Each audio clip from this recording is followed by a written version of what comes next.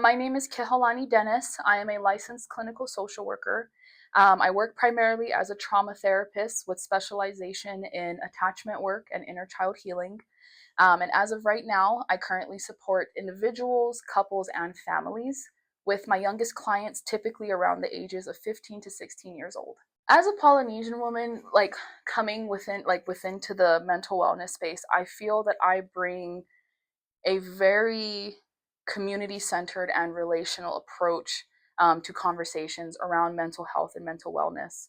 Um, Being born and raised on Maui, I grew up understanding and knowing that healing happens within community and not within isolation.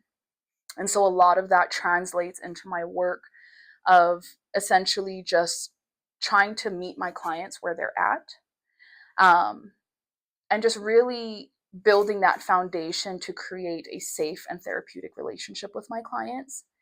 And one thing that I have found is within the Western systems or Western psychotherapy, there's a lot of emphasis that's typically put on, efficiency of documentation, so things like completing our biopsychosocial assessment within the allotted time frame.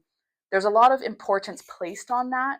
And so sometimes that foundational connection that we are essentially supposed to be building with clients, it can sometimes get lost in that. And, there's actually been times in the past where I've had old supervisors, kind of pull me to the side and be like, hey, you know, what's going on with your biopsychosocials? Why are they taking 2 to 3 sessions to complete versus just one?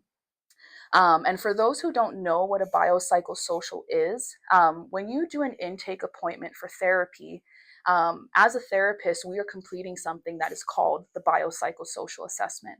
And so essentially, we are collecting information from your biological area, psychological, and also social. So things, from childhood all the way to adulthood, we're also examining social relationships. And that assessment is pretty lengthy. And so for me, some clients, they give me quick answers and I'm able to move on. Whereas other clients, they like to give me context in their answers. They like to share stories about their experiences. And as a Polynesian woman, I am never going to cut off my clients because, again, I understand the importance of allowing people to share their lived experiences and to be able to communicate the way that they feel comfortable doing so. And, if I were to cut them off or if I were to try to rush them, that right there already ruptures the beginning of the building of the therapeutic relationship. And so, again, circling back to my Polynesian identity, I put such an emphasis on the relationship. I put such an emphasis on helping my clients feel seen rather than feeling like they're being treated. For me personally, I define trauma as any event or situation that essentially overwhelms our ability to cope or manage our emotions effectively. Um, and when it comes to trauma, I want to throw out there that trauma isn't determined by the incident, it's determined by the impact. So, meaning, two people can go through the same exact experience, and one person might leave feeling traumatized by it, and the other person might not. And so, another thing I want to point out is that when it comes to trauma, we have to understand that a big part of trauma is that feeling of being stuck or that feeling of being helpless. And within my work as a therapist over the years, honestly, I believe majority of my clients that, are a part of the Polynesian community, most if not all of them did not recognize their trauma as trauma. A lot of them um, really just thought it was like odd behaviors or, that there was something wrong with them. When in reality, again, their nervous system just couldn't hold on to the trauma or maybe didn't know how to process it. And so now it's coming out in ways that maybe they weren't expecting or maybe in ways that they've never experienced. And so I've had so many clients, Polynesian clients come in and they'll tell me about their childhood or they'll tell me about their upbringing or even just about the family dynamic, and how family members show up. And right away, things like parentification, emotional suppression, physical discipline, those things, those patterns are very much highlighted. But again, these clients aren't viewing that as trauma, but rather something that's normal or something that just comes with being Polynesian. At one point in my career, I had about a handful of Polynesian clients that were coming to me strictly for maintenance. And what maintenance means is they're coming to me, for help with just building up their toolbox of coping mechanisms, maybe just needing to talk through some, maybe some important decisions or some important situations that are coming up. And so I will say that I did have a handful of clients that were coming to me for maintenance. However, with the majority of my Polynesian clients, they typically sought out therapy after a crisis happened, or I did also work with some folks who were mandated to therapy through court, so they were kind of forced to come versus them seeking it out themselves. And so, again, a lot of times when it comes to our Polynesian brothers and sisters, most of us don't seek out help until something big comes up. And typically, with those crises that I'm mentioning, it was usually some life changing events, whether it was the death of a loved one, a recent separation or divorce, a new move, old trauma resurfacing, you know. Those are typically the events that I have seen my clients that were kind of pushed them into therapy. Any time that a crisis or some big like life event happened that they weren't necessarily expecting, with these clients, they typically had a higher threshold for distress tolerance, meaning that, when negative feelings came up, whether it was grief, anger, sadness, resentment, they had a higher threshold to be able to cope with it. They had a larger toolbox, meaning they had multiple coping mechanisms to choose from. So, for example, if journaling didn't work, they could default to deep breathing. If deep breathing didn't work, they could default to maybe coloring. So with my clients that were coming to me for maintenance, they typically had a higher threshold for distress tolerance, and they had a larger toolbox of coping mechanisms. Whereas my clients that were either mandated or just have never done therapy before and this is their first time, um, within our sessions, a lot of it was really just one, helping them understand just the science behind their behaviors, a lot of education. So just teaching people about how emotions can get stored in our bodies and how they can show up, years later, and also just really helping them find coping skills from the ground up. A lot of people, when they first come to therapy, um, they feel like they don't have coping skills, when in reality, we all do. Some of us might just not recognize it as coping skills. And so that was a lot of my clients. A lot of it was, oh, Kehaulani, like, I don't have any coping skills, or journaling doesn't work for me. And so that would lead us into a conversation of like, okay, well, when stress has come up for you, what has worked in the past and what hasn't worked. And so from there, it becomes like a process of elimination. Like, okay, if you recognize mindfulness doesn't work for you, like journaling or deep breathing, we're not even going to entertain it. Let's look into more physical stuff. Let's look into more somatic things, or somatic things, bringing it into the body. If you're someone that intellectualizes your emotions, somatic therapy is usually a really good answer for it, because again, we're bringing the trauma and the thoughts down into our body so that way our nervous system, we can learn to process it and release it over time. If not, it just stays stuck within us. So again, it really was just building from the ground up and really putting an emphasis again on education, because my biggest thing is creating awareness around our behaviors. And if we don't know how we're showing up, how are we supposed to fix it? Financially, everyone knows therapy is not cheap. You know, um, a lot of therapists, like your first intake session typically runs anywhere from like 150 to 175, maybe even higher. And so a lot of times, majority of my clients, they'll rely on insurance. And so Insurance can definitely be great, but if your insurance benefits change or coverage changes or, co-pays change, I have typically seen that therapy is usually the first thing to get put on pause. So financial is definitely a big, big barrier. And I definitely think that it's time that we put more attention on how we can address those barriers and how we can find more options like sliding scales or, even memberships or something to be able to make mental health care more accessible to our people. When it comes to cultural, there are so many deep rooted beliefs that I hear from my Polynesian clients about how therapy is only for white people, or therapy is only for crazy people. And I put the air quotes around crazy because I hate that word. I don't like that word being used. Um, and so for me, again, I fall back and default to education. Therapy is not a white person thing. Therapy is it's a human thing. Because when you really think about it, every single human on this earth has endured some type of struggle, some type of hardship, and kind of going back to the other question, I feel like if we begin to put more education and inform people, like, hey, we can look at therapy as maintenance versus just only a tool that we use when crises happen. It can allow for early intervention.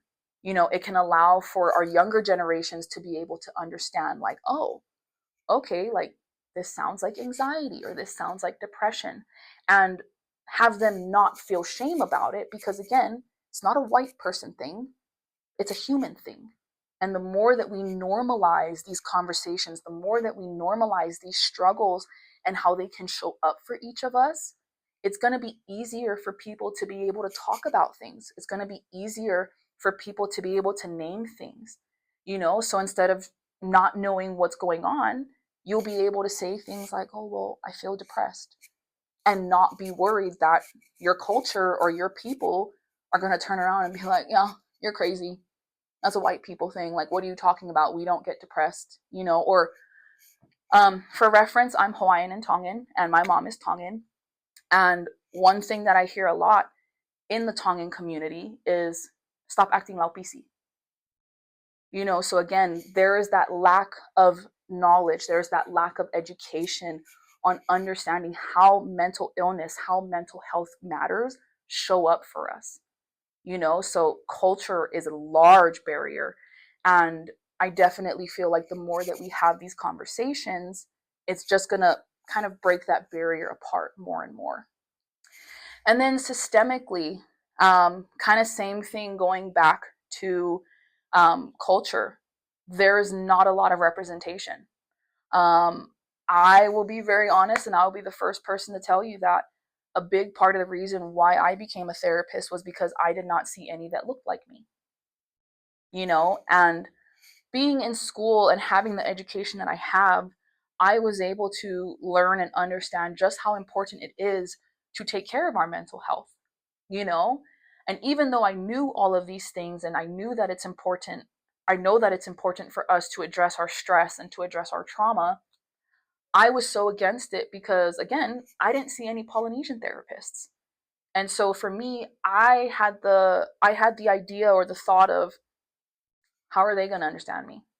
They don't know what it's like to be Polynesian. They don't know what it's like to be mixed race, to grow up Hafekasi and to navigate those different things, you know? And so systemically, there's not a lot of therapists that look like us. And there's not a lot of Polynesians who are openly talking about mental health. And so again, it goes back to there is no one that looks like us. And so trying to navigate uncharted waters by yourself, it's terrifying. It truly is, and again, the more that we have these conversations, the more we can normalize it, and the more that we can show our people, hey, we can do big things. We can put ourselves in these rooms so that way, over time, we can change the system. We can make more culturally sensitive care. That's another thing. There's not a lot of cultural sensitive care. We go through these like cultural trainings, and I'm sorry, some of them are great, but some of them lack a lot of knowledge. Because this is my personal opinion, when it comes to working with populations of color, when it comes to working with oppressed population, there is so much nuance. I tell everyone that when it comes to being a social worker, when it comes to being a therapist, you need to get used to living in the gray. We do not operate black or white. No, we operate within the gray. And that alone also makes people uncomfortable, because again, we're operating within a Western system of, hey, there's expectations. You need to be seeing results, or we need to be seeing changes by X amount of weeks in. And so, again, it takes away the autonomy of therapists of being able to feel like, okay, how can I create a safe space and also maintain the ethicalness of my practice, and so I feel like all three, cultural, financial, and systemic barriers, exist for Polynesians. And the first step is awareness and education. The more we learn how we can show up for our people and our culture, the more we can put ourselves in these rooms, the more we can let people know, hey, we're here.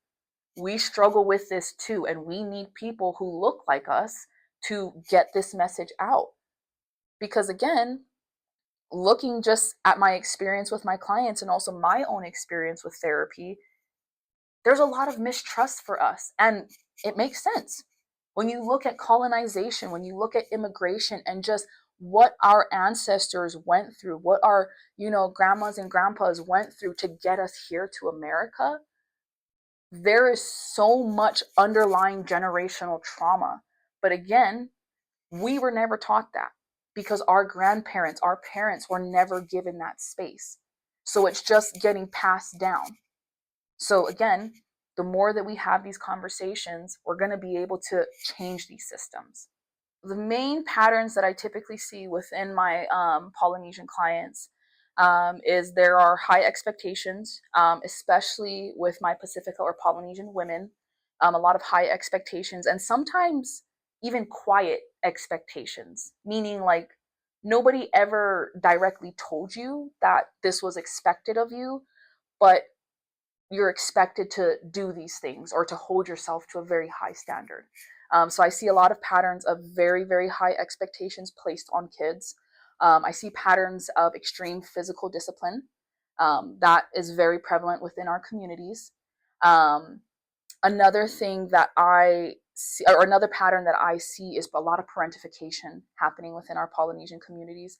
For those who don't know what parentification is essentially when a child is taking on the role of a parent, or helping out, helping to meet needs, the emotional needs, the physical needs, whether that's helping around the house, whether that's physically taking care of the siblings.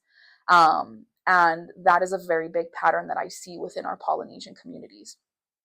When it comes to the correlation with these patterns and unhealed childhood trauma, again, for me, I am 100% able to relate it back to, again, colonization and immigration. Because for many of us, when our grandparents or even our parents came to the United States, they were looking for a better life, and a lot of times our grandparents and parents were operating out of survival mode, so they weren't parenting us from a place of connection, but rather from a place of necessity to survive, and I feel like that is what correlates to the pattern of high expectations, because again, when we think of our parents, when we think of our grandparents, they came here to provide a better life for us so that way, we wouldn't have to face the same struggles, or we wouldn't have to live the same life that they had. And so again, thinking about it that way, leaving your home country, coming to a new country where, maybe you're learning a new language, or maybe you're the only one from your family that came out here and you're on your own, again, trying to navigate uncharted waters. I'm sorry, like, you're gonna be parenting out of fight or flight mode, because until you can feel safe, until you can feel safe within your nervous system, again, our parents and grandparents were parenting out of survival and necessity, living in a new country, having to learn a new language, having to learn the new values and customs of how the Western world works. Like, for example, one thing that I see a lot of my Polynesian clients struggle with is the idea of individuality. Here in America, it is so stressed, like set boundaries, do your own thing, do what's best for you. And that is great. It is.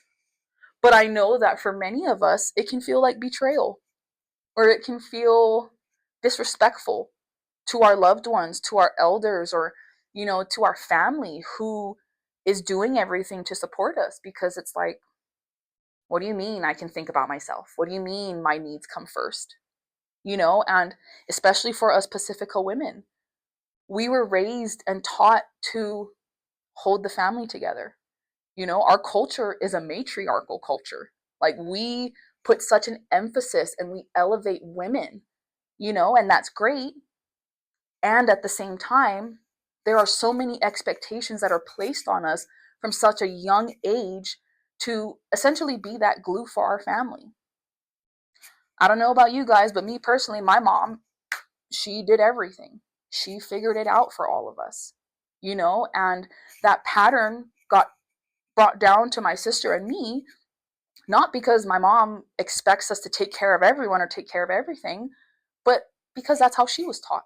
That's how she was raised.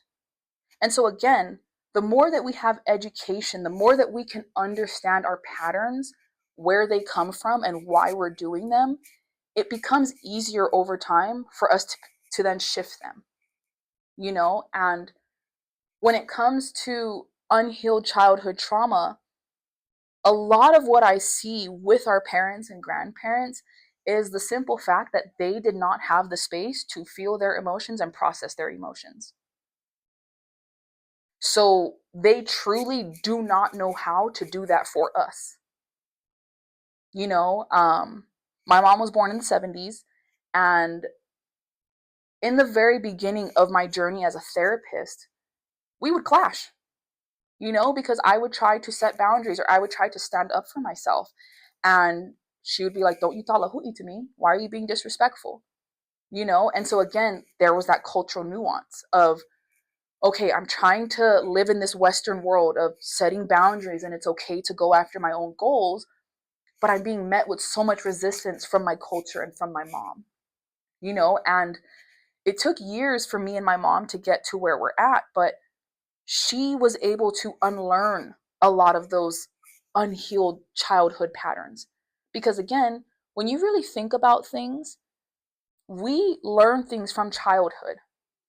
So for example, if you grew up in a home where your parents were super affectionate or always said, "I love you," growing up as an adult, it could be very easy for you to say, "I love you," or show affection to your siblings, to others.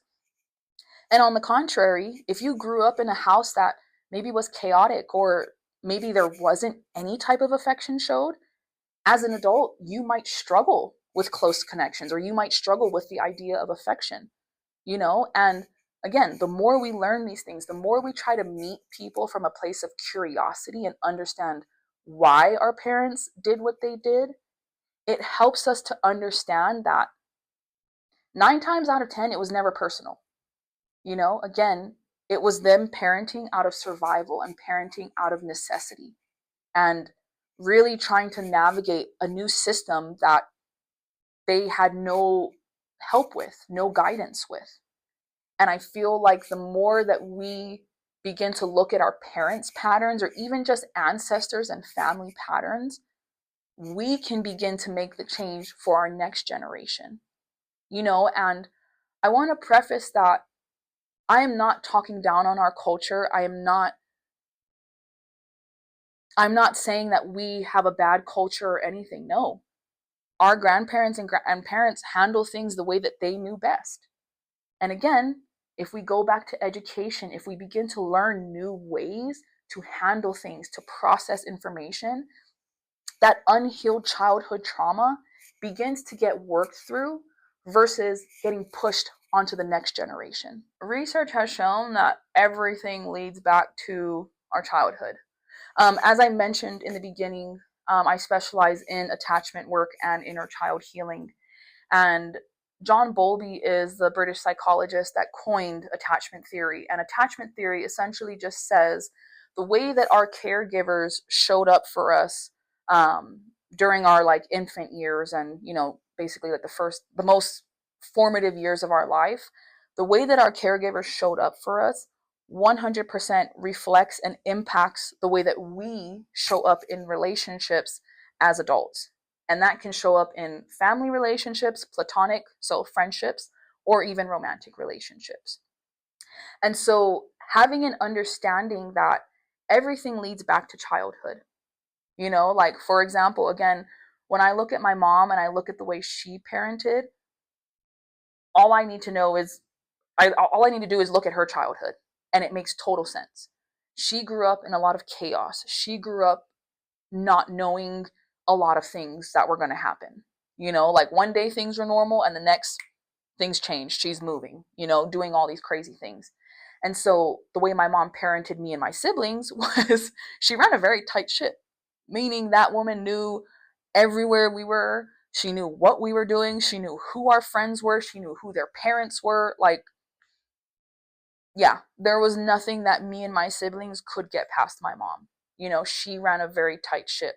And, I'll be honest, it caused a lot of conflict with me, my older siblings, and her, and again, really taking a step back and looking at, oh, when I look at her childhood, that's why she shows up this way.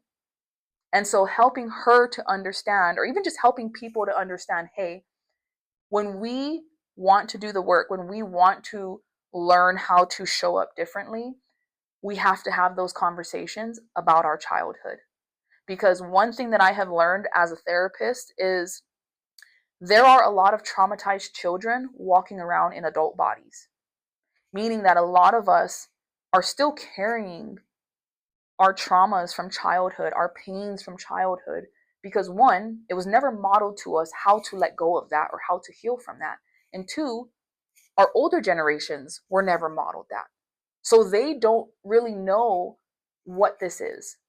Like, for example, when I told my mom I was doing inner child healing, she kind of was like, what does that mean? Like, yeah, childhood is important, but what does that mean? And it wasn't until she was able to go on her own therapeutic journey that she was able to recognize, like, wow, the little girl in me had so many needs that weren't met. And so I feel like, again, when we have that education, when we have the lens to be able to look at things of, okay, there were needs that are unmet, and that's why there is this behavior. And understanding that and really just trying to reshape how we can show up for the younger generation. Because again, if you don't know that you're doing this, or if you don't know that something is not normal, you're going to keep doing it. Because again, like within our community, physical discipline is very normal. Emotional suppression is very normal. And so we kind of just carry on, not realizing that our inner child and the younger version of us, they're still in there. And it's funny because a lot of people ask me, like, what do you mean your inner child is still in there? If there's behaviors that you exhibit that you might not understand why you're doing them, a lot of times it's traced back to childhood. So whether it was a coping mechanism that you used throughout childhood, or over time your brain learned that, okay, this is what's going to help me get through it, we're going to keep doing those things, you know and until someone else comes in and is like, hey, we can do things a different way, like your way isn't wrong or bad, it's just there's other ways we can handle it. It helps us realize, like, okay, wow, I can do things differently. And in us changing things, we are healing our own inner child. I cannot tell you guys how many clients I have that are parents themselves now, and they talk about how they talk to their kids with softness, or, if their kid is crying, like they allow them to do deep breaths and they talk to them like, hey, what's wrong? And I've had so many clients tell me that just those little interactions are healing their inner child because they're giving their child maybe what they never received. And that alone is very healing for us. So, again, the more that we kind of turn our curiosity inward and really ask ourselves, like, what was I not given as a child? Or how did I need my parents to show up, but maybe they weren't able to? And another thing I always hear is, like my parents worked so much, like they did the best they could. That's totally true. And I understand and respect that. And at the same time, we can also acknowledge that maybe some of your needs slipped through the crack. It's not to say that your parents are bad people, but two things can be true at once. Mom and dad worked their butts off to give you and your siblings a beautiful life, and some of your needs might have fell through the cracks. The more we acknowledge that, and again, not with shame or with blame, but with compassion, we can start to change things. We can start to heal the younger versions of ourselves. I typically tell my clients, ask your people in your life. Like ask the people around you how you show up. Cause I'm gonna be real, it might be a humbling experience. But again, a lot of us are not aware of how we show up. I'll be real. When it comes to attachment styles, I do have an avoidant attachment style. So what that means is I am someone who struggles with closeness. So when people are getting close to me, I kind of am always like you can get close, but not too close. Another way my avoidance shows up is in arguments, whether it's with family or with my partner. I shut down. I don't want to talk about it. I need time to think. I need time to process. And us just going back and forth does nothing for me. And so what I had to do was I had to I had to learn that I was an avoidant. Meaning me and my partner had to have a very hard conversation, and he was the one that was kind of like, you just shut down. Like, we have these disagreements and you shut down. And I'm not gonna lie to you guys, that hurt. Like, it really hurt being pointed or like having it labeled. But then I had to ask myself, why does that hurt? When really, the label, to me, the label offers more understanding, And one thing I always tell my clients about attachment styles is it's not our fault. I'm sorry, this is the one thing that we can blame on our parents. Seriously, like science says so. Because again, attachment theory speaks on how our caregivers showed up for us in our early formative years. And so again, if you had a caregiver who maybe wasn't present or, maybe was like medically sick, like was dealing with medical issues or, just wasn't able to be present, um, it's more than likely that you have, either an anxious attachment style, avoidant attachment style, or disorganized attachment style, or fearful avoidant. And that's not to place shame, but it's to place those labels so that we can understand. We can understand how we're showing up. Because even though I'm a therapist and even though I do attachment work, there was so much resistance to me acknowledging that I was an avoidant. And when I realized that that's actually a symptom or like a common thing for avoidant people to like be like, no, we're not avoidant. We just don't want to deal with it. You know, I was able to stop shaming myself and I was able to be like, okay, well, when I look back at my childhood, I can see why I became avoidant. I can see why I shut down. And again, it's to help me understand like, okay, next time I get into a disagreement with my partner or with a family member, how do I avoid shutting down? How do I make sure that I can try to be present and try to hear out what the other person is saying? If you are thinking about therapy or if you are, new to therapy and you're just beginning your journey, um, my biggest tip is find a therapist that you feel seen and heard with. Um, this is my opinion, but this is my opinion, but this is also research. Therapy typically doesn't tend to work the best, when you don't feel connected to your therapist. And that's because in order for us to create a safe space, our clients need to feel safe. Our clients need to feel seen and heard and understood, you know? And so that's kind of my biggest tip. If you're new to therapy or if you're just exploring it, take some time to explore therapists and find one that really fits you, you know? And another thing, don't be discouraged if it is taking a while to find a good therapist or someone that matches with you, you know?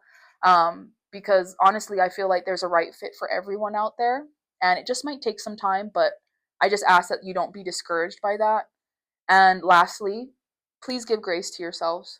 You know, like I said, this is such a new concept for so many of us, and there is so much shame that is embedded within our culture, you know? And for me, I just ask that when you begin this journey, when you begin your mental health journey, you extend grace and softness to yourself, especially when old behaviors or old trauma might resurface. Another thing is there are different types of therapies. So, for example, the main one that most people know about is talk therapy. And talk therapy is great, but again, it might not work for everyone. As I mentioned earlier, if you are someone who intellectualizes your emotions, or if you're someone that can explain, like, for example, like, well, yeah, I know why I'm depressed. It's because this, and this. If you are someone that intellectualizes your emotions, or talk therapy might not work for you. Somatic therapy would probably be your best bet. But again, make sure that when you're looking into different therapists, look into what their specialties are or what modalities they use, you know, because for some of us, talk therapy might just be what we need. Whereas others of us, you know, we might need more of that deep processing. And so just make sure that when you are doing your little research on finding a therapist, try to make sure that they are aligned with what you're seeking. So if you're not ready for the full trauma therapy yet, but you're just wanting to dive in, try to figure that out. Look into talk therapy, look into solution focused therapy, you know? Or if you are someone who wants to dive into different trauma therapies, look into those. You know, there's EMDR, which stands for eye movement desensitization and reprocessing, IFS, internal family systems. And again, the process can be kind of tedious and long when you're doing the search. But I just hope that that doesn't discourage you folks from at least trying out therapy.